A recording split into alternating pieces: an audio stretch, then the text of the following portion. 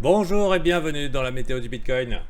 Nous sommes jeudi 26 décembre 2019 et je vous souhaite un joyeux Noël. Ho ho ho. Cette, cette interprétation du Père Noël me vaudra probablement un Oscar l'année prochaine. Et ceci étant dit, bon, les marchés ont été un petit peu festifs. Ça veut dire que les gens étaient plus occupés à manger du foie gras ou des nouilles au beurre, hein, selon le niveau d'héritage, que d'acheter du Bitcoin coin. D'accord. Toujours est-il que personnellement, je pense qu'on est encore dans le cadre d'un no man's land.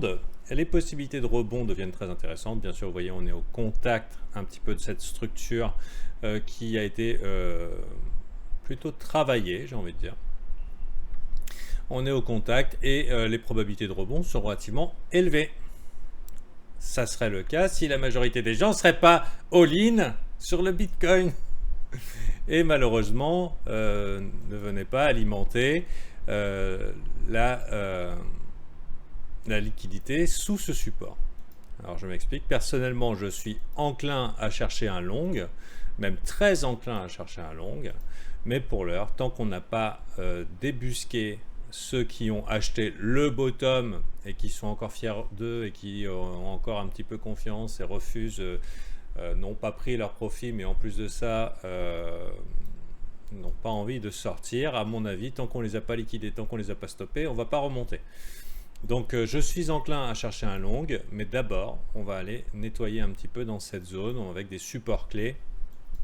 Support clé, vous avez 7041 ici.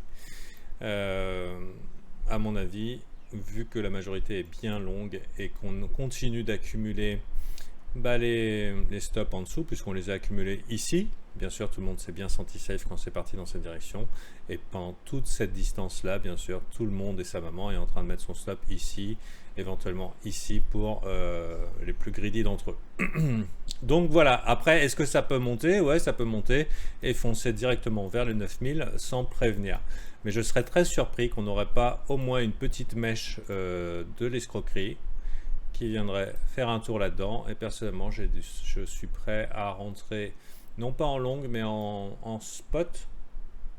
En spot, ça veut dire, puisque la volatilité risque d'être assez extrême, personnellement, je serais enclin à acheter un petit peu de Bitcoin en spot sur une petite chasse au stop. Est-ce que ça serait le bottom? Rien n'est moins sûr. Rien n'est moins sûr. Euh, mais par contre, ça serait peut-être l'occasion de reprendre un swing dans la direction vers le haut. Je vous rappelle qu'il y a des points qu'on n'a pas encore testés et qui sont très intéressants pour voir un petit peu la suite des événements. Ces points sont les suivants. Le premier étant le premier arrêt, first stop target du Fibonacci ici. Clac. Et qui plus est, vu que les marchés sont créés pour faire souffrir un maximum de personnes, venir stopper ici les gens et éventuellement plonger tout le monde dans un sentiment de désespoir, je lève les bras en l'air, ah c'est la fin du monde, short, short, short, short, short, peut-être que là on trouverait le jus pour revenir euh, pour revenir. Alors je fais pas de Elliott Wave, mais je vais décider d'utiliser des outils un petit peu plus un petit peu moins gribouillis, d'accord. Donc quelque chose comme ça pour ensuite revenir ici. Tata. Ok. Vous voyez un petit peu le topo, c'est quelque chose qui est complètement possible et qui plus est nous ferait un putain de petit bottom sympathique. Après, à voir comment ça se comporte ici. Est-ce que c'est le retour vers l'enfer au moment où tout le monde passe boule? J'en sais rien. Mais potentiellement, le Bitcoin pourrait très bien pendant l'hiver résister. Le seul truc qui me dérange, parce que j'étais vraiment très très motivé pour acheter dans la 6950, qui pour moi est un point clé, 6950. Autre point qu'on pourrait évaluer en plus de la chasse au stop, vous voyez ici le Fibo 6908. Donc forcément dans cette zone là, il y a l'opportunité d'un rebond. Est-ce que ça veut dire que c'est le bottom? On n'en sait rien du tout. Autre point clé, donc je vais tous les noter, qui pour moi est 6000 dans les 7000, 6950, le 6900 et le finish qui pourrait être notre bottom au moment où tout le monde lève les bras en l'air et short ce marché, 6610. Est-ce que ça veut dire que ça n'ira pas plus bas? Non, mais pour moi, c'est des niveaux intéressants pour éventuellement aller chasser du long. Voilà. Pour l'instant, le seul truc qui me dérange, c'est ce côté saignement de nez. Vous voyez? Je ne sais pas si ça va vous parler, ça. Côté saignement de nez. Très désagréable ce Fibo là qui est complètement coloré.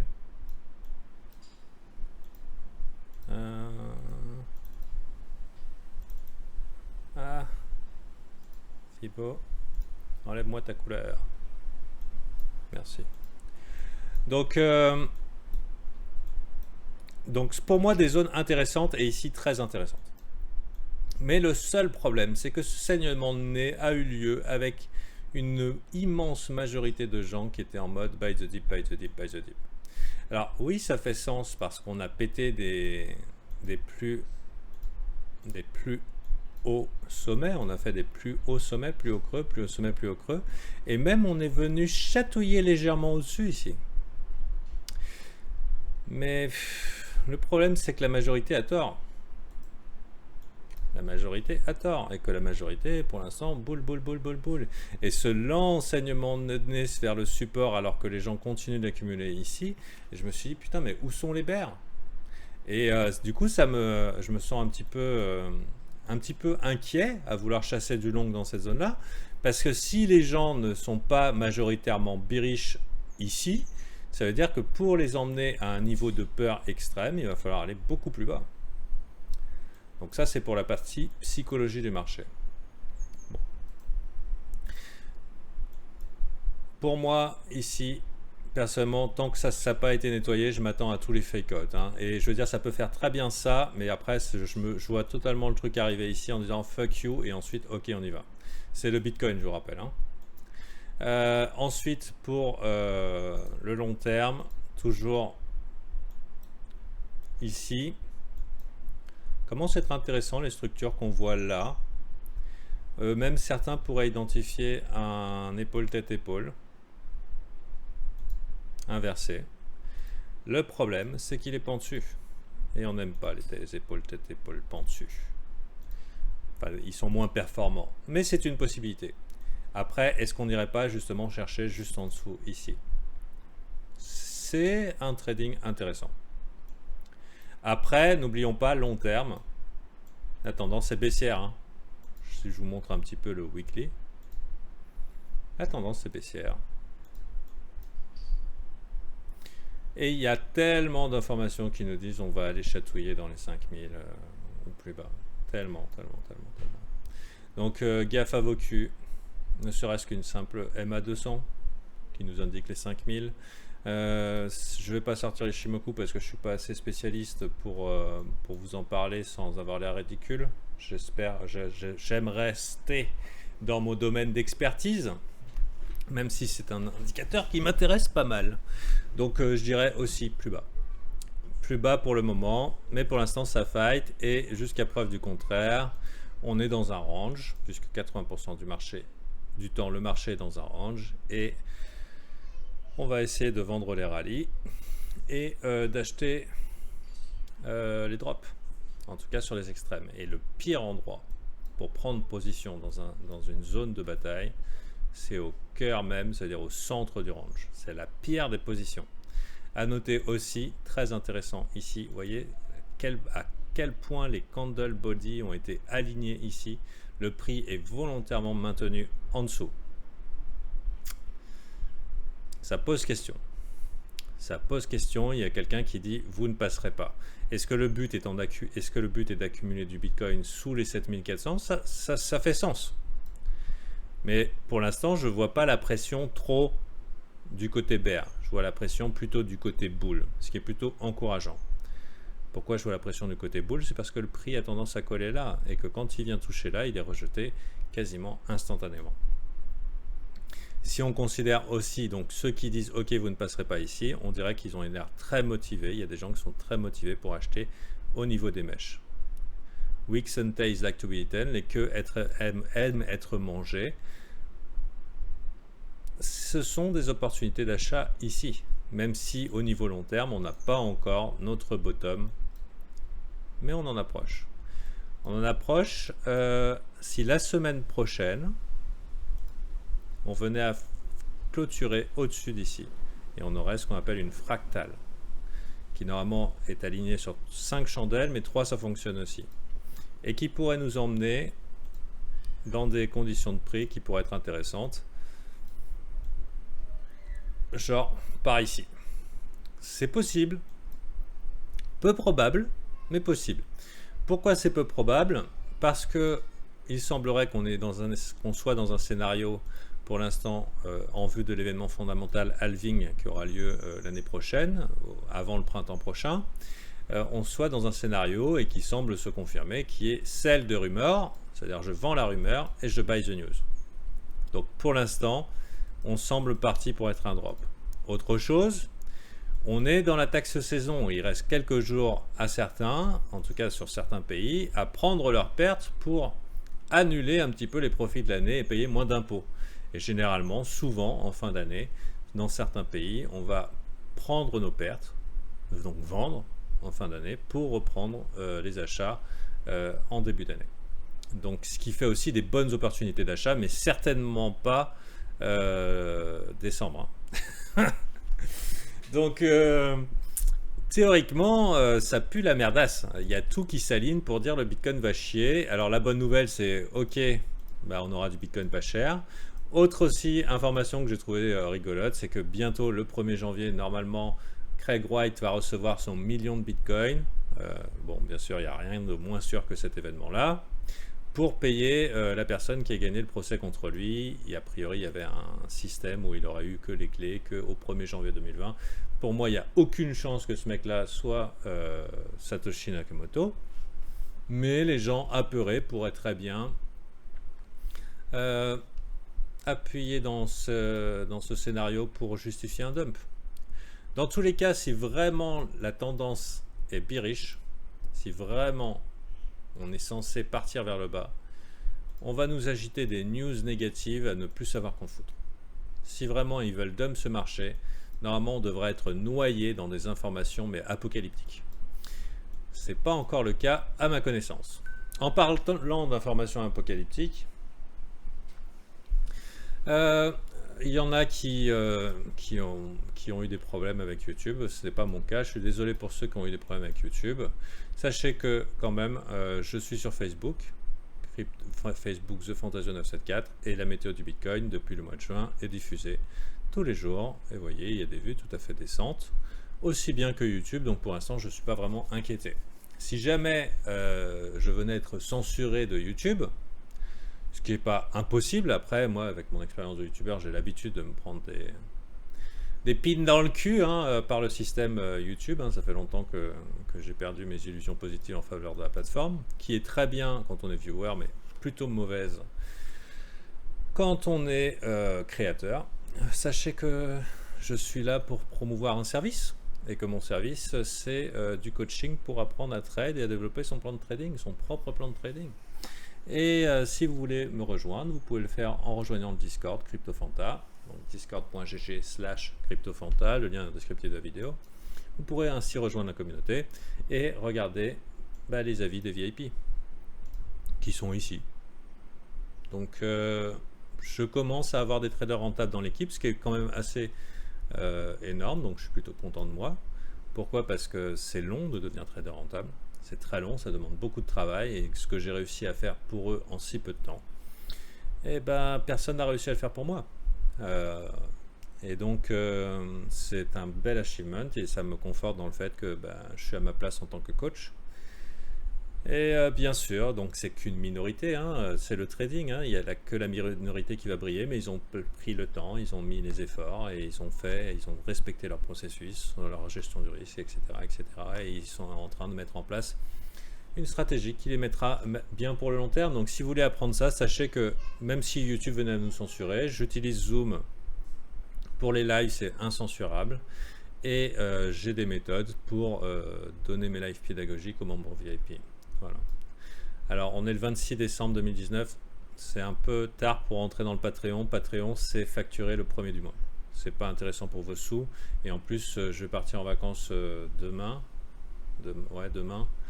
Donc, il va y avoir des turbulences. J'ai emmené mon portable. J'ai eu mon cadeau de Noël qui est un. J'ai montré ça au VIP récemment. C'est un écran portable pour faire station de travail. Ça veut dire que tu as ton ordinateur portable et à côté tu as ton autre écran. Donc ça, c'était mon cadeau. J'en suis très content. Ça se branche en micro USB, c'est super.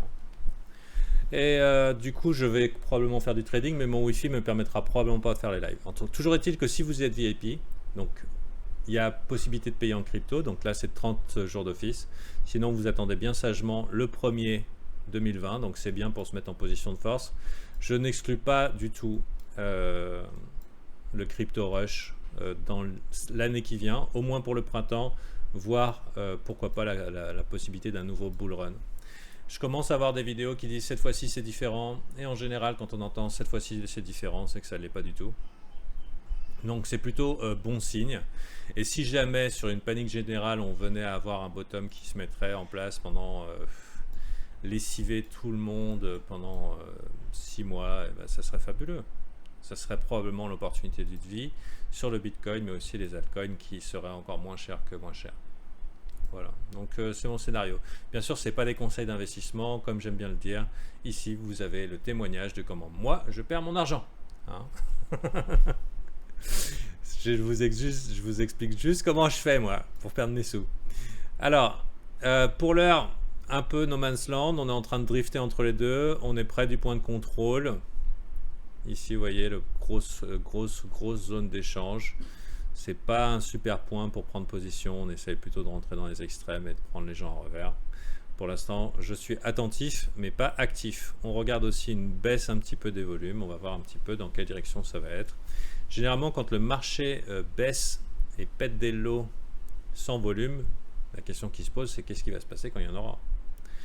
Donc, attention quand même à vos culs. Le fait qu'il y ait très peu de bears engagés dans ce mouvement baissier m'inquiète parce que je me dis peut-être que faire peur aux gens, 6009, ça ne suffira pas. Il faudra aller plus bas. Donc pour l'info, vous pouvez me trouver ici pour la météo du Bitcoin si jamais je venais à me faire perdre de YouTube, qui pour moi ne serait pas un mal. Je ne dois aucune fidélité à YouTube. Je leur ai tout donné. Donc très bien, maintenant j'ai un service et on se retrouve dans ce service si vous voulez à partir de 2020 pour mettre en situation de force d'ici le